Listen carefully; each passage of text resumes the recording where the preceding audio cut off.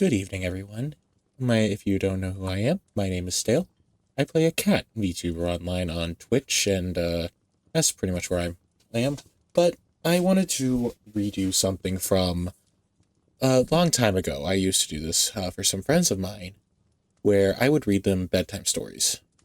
People always said I had a good voice, so I figured, why not bring it back? And I'll read some stories off, put them up on YouTube, and anyone that's having trouble falling asleep can listen to them. I think it's something to do, you know? So tonight, for my very first night, we are going to be reading The Velveteen Rabbit, or another way, is How Toys Become Real by Marjorie Williams.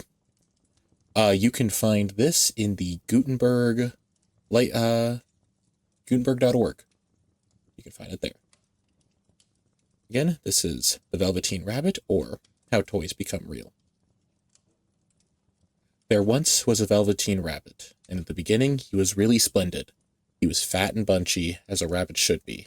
His coat was spotted brown and white, he had real thread whiskers, and his ears were lined with pink sateen. On Christmas morning, when he sat wedged on the top of the boy's stocking with a sprig of holly between his paws, the effect was charming. There were other things in the stocking, nuts and oranges and a toy engine, and chocolate almonds and a clockwork mouse. But the rabbit was quite the best of all. For at least 2 hours the boy loved him, and then aunts and uncles came to dinner. There was a great rustling of tissue paper and unwrapping of parcels, and in the excitement of looking at all the new presents, the Velveteen Rabbit was forgotten. For a long time he lived in the toy cupboard or on the nursery floor, and no one thought very much of him. He was naturally shy, and being only made of velveteen, some of the more expensive toys quite snubbed him.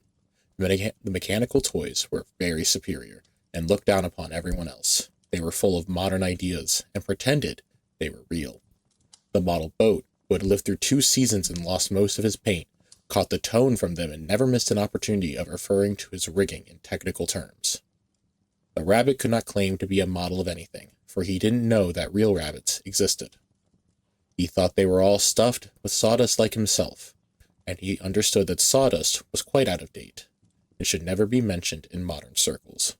Even Timothy, the jointed wooden lion, who was made by the disabled soldiers, and should have had broader views, put on airs and pretended he was connected with government. Between them all, the poor little rabbit was made to feel himself very insignificant and commonplace, and the only person who was kind to him at all was the skin horse. The skin horse had lived longer in the nursery than any of the others. He was so old that his brown coat was bald in patches and showed the seams underneath, and most of the hairs in his tail had been pulled out to string bead necklaces. He was wise, for he had seen a long succession of mechanical toys arrive to boast and swagger, and by break their mainsprings and pass away. He knew that they were only toys, and would never turn into anything else. For nursery magic is very strange and wonderful, and only those playthings that are old and wise and experienced, like the skin horse, understand all about it. "What is real?" asked the rabbit one day, when they were lying side by side near the nursery fender, before Nana came to tidy the room. "Does it mean having things that buzz inside you and a stick-out handle?" "Real isn't how you are made," said the skin horse. "It is a thing that happens to you. When a child loves you for a long, long time, not just to play with, but really loves you, then you become real." "Does it hurt?" asked the rabbit. "Sometimes," said the skin horse, for he was always truthful.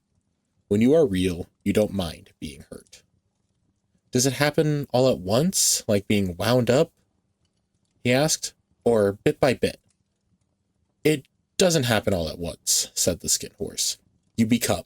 It takes a long time. That's why it doesn't happen often to people who break easily, or have sharp edges, or have to be carefully kept. Generally, by the time you are real, most of your hair has been loved off, and your eyes drop out, and you get loose in the joints and very shabby. But these things don't matter at all, because once you are real, you can't be ugly, except to people who don't understand." "I suppose you are real?" said the rabbit, and then he wished he had not said it, for he thought the skin horse might be sensitive. But the skin horse only smiled. "The boy's uncle made me real," he said. "That was a great many years ago, but once you are real, you can't become unreal again.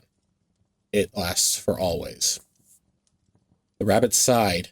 He thought it would be a long time before this magic called real happened to him. He had longed to become real, to know what it felt like, and yet the idea of growing shabby and losing his eyes and whiskers was rather sad. He wished that he could become it without these uncomfortable things happening to him. There was a person called Nana who ruled the nursery.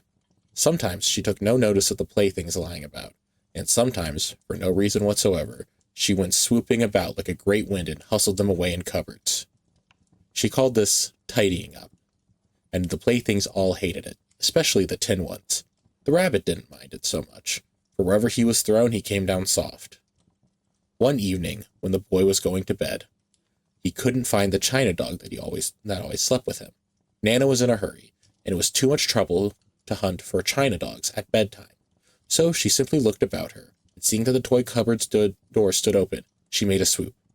"Here," she said, "take your old bunny. He'll do to sleep with you." And she dragged the rabbit out by one ear and put him into the boy's arms. That night, and for many nights after, the Velveteen Rabbit slept in the boy's bed.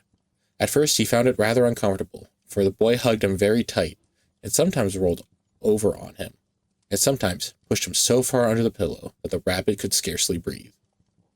And he missed, too, these long moonlight hours in the nursery, when all the house was silent, and his talks with Skin Horse. But very soon he grew to like it, for the boy used to talk to him, and made nice tunnels for him under the bedclothes that he said were like the burrows that real rabbits lived in. And they had splendid games together, like in whispers. When Nana had gone away to her supper and left the night light burning on the mantelpiece, and when the boy dropped off to sleep, the rabbit would snuggle down close under his little warm chin and dream, with the boy's hands clasped close around him all night long. And so time went on, and the little rabbit was very happy. So happy that he never noticed how his beautiful velveteen fur was getting shabbier and shabbier, and his tail becoming unsewn, and all the pink rubbed off his nose where the boy had kissed him. Spring came, and they had long days in the garden, for wherever the boy went the rabbit went too. He had rides in the wheelbarrow, and picnics on the grass, and lovely fairy huts built for him under the raspberry canes behind the flower border. And once, when the boy was called away suddenly to go out to tea, the rabbit was left out on the lawn until long after dark, and Nana had to come look for him with a candle, because the boy couldn't go to sleep unless he was there. He was wet through with the dew and quite earthy from diving into the burrows the boy had made for him in the flower bed, and Nana grumbled as she rubbed him off with the corner of her apron. "You must have your old bunny," she said. "Fancy all that fuss for a toy." The boy sat up in bed and stretched out his hands. "Give me my bunny," he said. "You mustn't say that. He isn't a toy. He's real." When the little rabbit heard that, he was happy, for he knew what the Skin Horse had said was true at last. The nursery magic happened to him, and he was a toy no longer. He was real. The boy himself had said it.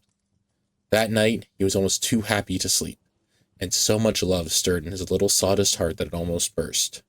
And into his boot-button eyes that had long ago lost their polish, there came a look of wisdom and beauty, so that even Nana noticed it next morning, when she picked him up and said, "I declare if that old bunny hasn't got quite a knowing expression."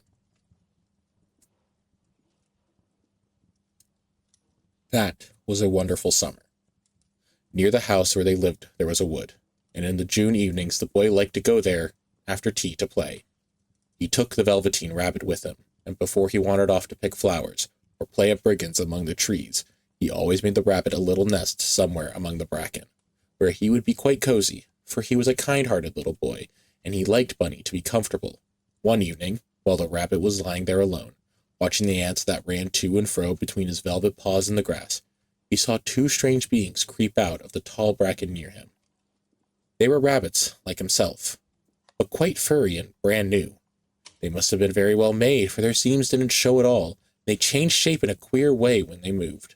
One minute they were long and thin, and the next minute fat and bunchy, instead of always staying the same like he did. Their feet patted softly on the ground, and they crept quite close to him, twitching their nose, while the rabbit stared hard to see which side the clockwork struck out, for he knew that people who jump generally have something to wind them up, but he couldn't see it. They were evidently a new kind of rabbit altogether. They stared at him, and the little rabbit stared back, and all their time their noses twitched. "Why don't you get up and play with us?" one of them asked. "I don't feel like it," said the rabbit, for he didn't want to explain that he had no clockwork. "Ho," said the furry rabbit. "It's as easy as anything," and he gave a big hop sideways and stood on his hind legs. "I don't believe you can," he said. "I can," said the little rabbit. "I can jump higher than anything." He meant when the boy threw him, but of course he didn't want to say so. "Can you hop on your hind legs?" asked the furry rabbit. That was a dreadful question, for the Velveteen Rabbit had no hind legs at all. The back of him was made all in one piece, like a pincushion. He sat still in the bracken and hoped that the other rabbits wouldn't notice. "I don't want to," he said again. But the wild rabbits have very sharp eyes, and this one stretched out his neck and looked. "He hasn't got any hind legs," he called out. "Fancy a rabbit without any hind legs," and began to laugh. "I have," cried the little rabbit. "I have got hind legs. I am sitting on them." "Then stretch them out and show me, like this," said the wild rabbit, and began to whirl around and dance till the little rabbit got quite dizzy. "I don't like dancing," he said. "I'd rather sit still." But all the while he was longing to dance, for a new tickly feeling ran through him, and he felt that he would give anything in the world to be able to jump about like these rabbits did. The strange rabbit stopped dancing and came quite close. He came so close this time that his long whiskers brushed the Velveteen Rabbit's ear. Then he wrinkled his nose suddenly and flattened his ears and jumped backwards. "He doesn't smell right," he exclaimed. "He isn't a rabbit at all. He isn't real." "I am real," said the little rabbit. "I am real. The boy said so." And he nearly began to cry. Just then there was a sound of footsteps, and the boy ran past near them. With a stamp of feet and a flash of white tails, the two strange rabbits disappeared. "Come back and play with me," called the little rabbit. "Oh, do come back. I know I'm real." But there was no answer. Only little ants ran to and fro, and the bracken swayed gently where the two strangers had passed. The Velveteen Rabbit was all alone. "Oh dear," he thought. "Why did they run away like that? Why couldn't they stop and talk to me?" For a long time he lay very still, watching the bracken and hoping that they would come back. But they never returned. And presently the sun sank lower, and little white moths fluttered out. And the boy came and carried him home. Weeks passed, and the little rabbit grew very old and shabby, but the boy loved him just as much. He loved him so hard that he loved all his whiskers off, and the pink lining to his ears turned gray, and his brown spots faded. He even began to lose his shape, and he scarcely looked like a rabbit any more, except to the boy. To him, he was always beautiful, and that was all that the little rabbit cared about. He didn't mind how he looked to other people, because the nursery magic had made him real, and when you are real, shabbiness doesn't matter. And then one day, the boy was ill. His face grew very flushed, and he talked in his sleep, and his little body was so hot that it burned the rabbit when he held him close. Strange people came and went in the nursery, and a light burned all night, and through it all the little Velveteen Rabbit lay there, hidden from sight under the bedclothes. And he never stirred, for he was afraid that if they found him, someone might take him away, and he knew that the boy needed him. It was a long, weary time, for the boy was too ill to play, and the little rabbit found it rather dull with nothing to do all day long. But he snuggled down patiently, and looked forward to the time when the boy should be well again, and they would go out in the garden amongst the flowers and the butterflies and play splendid games in the raspberry thicket like they used to. All sorts of delightful things he planned, and while the boy lay half asleep, he crept up close to the pillow and whispered them in his ear. And presently the fever turned, and the boy got better. He was able to sit up in bed and look at picture books, while the little rabbit cuddled close at his side, and one day they let him get up and dress. It was a bright, sunny morning, and the window stood wide open. They carried the boy out on the balcony, wrapped in a shawl, and the little rabbit lay tangled among the bedclothes, thinking. The boy was going to the seaside tomorrow. Everything was arranged, and now only remained to carry out the doctor's orders. They talked about it all, while the little rabbit lay under the bedclothes with just his head peeping out and listened. The room was to be disinfected, and all the books and toys that the boy had played with in bed must be burnt. Hurrah, thought the little rabbit. Tomorrow we shall go to the seaside, for the boy had often talked of the seaside, He wanted very much to see the big waves coming in and the tiny crabs and the sandcastles. Just then, Nana caught sight of him. "How about this old bunny?" she asked. "That?" said the doctor. "Why, it's a mass of scarlet fever germs. Burn it at once." "What? Nonsense. Get him a new one. He mustn't have that any more." And so the little rabbit was put into a sack with the old picture books and a lot of rubbish, and carried out to the end of the garden behind the fowl house. There was a fine place to make a bonfire. Only the gardener was too busy just then to attend to it. He had the potatoes to dig and the green peas to gather, but next morning he promised to come quite early and burn the whole lot. That night, the boy slept in a different bedroom, and he had a new bunny to sleep with. It was a splendid bunny, all white plush with real glass eyes, but the boy was too excited to care very much about it, for tomorrow he was going to the seaside, and that in and of itself was such a wonderful thing that he could think of nothing else. And while the boy was asleep, dreaming of the seaside, the little rabbit lay among the old picture books in the corner behind the fowl house, and he felt very lonely. The sack had been left untied, and so by wriggling a bit he was able to get his head through the opening and look out. He was shivering a little, for he had always been used to sleeping in a proper bed, and by this time his coat had worn so thin and threadbare from hugging that it was no longer any protection to him. Nearby he could see the thicket of raspberry canes, growing tall and close like a tropical jungle, in whose shadow he had played with the boy on bygone mornings. He thought of those long sunlit hours in the garden, how happy they were, and a great sadness came over him.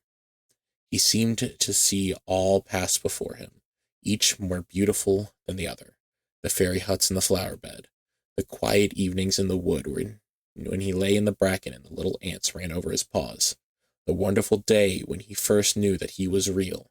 He thought of the skin horse, so wise and gentle, and all that he had told him.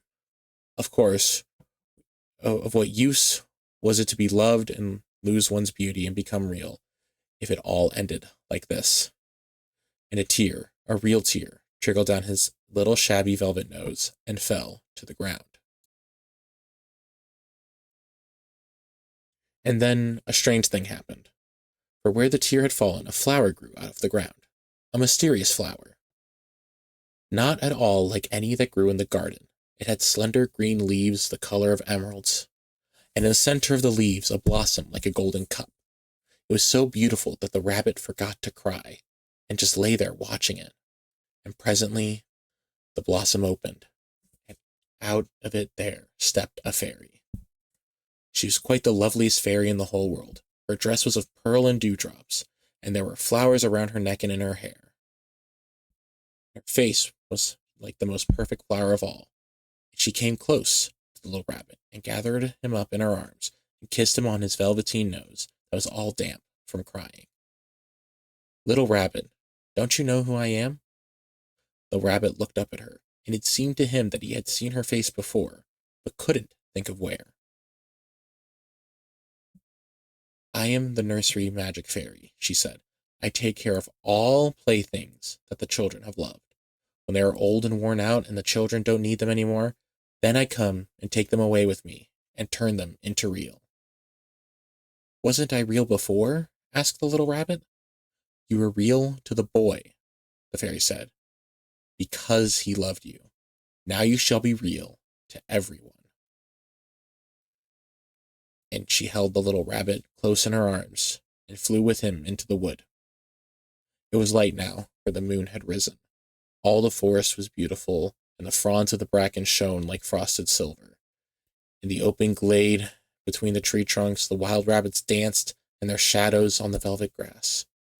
But when they saw the fairy, they all stopped dancing and stood round in a ring to stare at her. "I've brought you a new playfellow," the fairy said. "You must be very kind to him and teach him all he needs to know in Rabbitland, for he's going to live with you forever and ever." And she kissed the little rabbit again and put him down on the grass. "Run and play, little rabbit," she said. But the little rabbit sat quite still for a moment and never moved. For when he saw all the wild rabbits dancing around him, he suddenly remembered about his hind legs, and he didn't want them to see that he was made all in one piece. He did not know that when the fairy had kissed him the last time, she had changed him altogether, and he might have sat there a long time, too shy to move, if just then something hadn't tickled his nose, and before he thought what he was doing, he lifted his hind toe to scratch it. He found that he actually had hind legs. Instead of dingy velveteen, he had brown fur, soft and shiny. His ears twitched by themselves, and his whiskers were so long that they brushed the grass. He gave one leap, and the joy of using those hind legs was so great, he went springing about the turf on them, jumping sideways and rolling round as the others did. He grew so excited that at last he stopped to look for the fairy, she had gone. He was a real rabbit at last, at home with the other rabbits.